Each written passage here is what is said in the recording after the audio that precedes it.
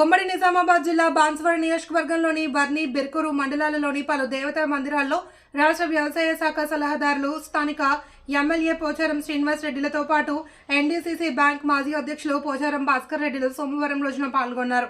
బర్ని మండలం పరిధిలోని సేవలాల్ తండాలోని శ్రీ జగదాంబ మాత సేవలాల్ మహారాజ్ మందిర 10వ వార్షికోత్సవ కార్యక్రమం అనంతరం బిర్కూరు మండలం బరంగ్ ఏడిగ గ్రామంలో శ్రీ శ్రీ శ్రీ పరమేశ్వర ఆలయ విగ్రహ పునః ప్రతిష్టాపన మరియు ధ్వజస్తంభ కాలుష్య స్థాపన మహోత్సవం మరియు శివనామ సప్తాహ 3వ వార్షికోత్సవ కార్యక్రమంలో పాల్గొని ప్రత్యేక పూజలు నిర్వహించారు. ఈ కార్యక్రమంలో బంజారా సేవా సమితి అధ్యక్షులు శ్రీ బద్యానాయక్, ఆలయ committee chairman Piriya Naik, Birkur market committee Shrimati Durgam Shyamala, ప్రజాప్రతినిధులు తదితరులు పాల్గొన్నారు.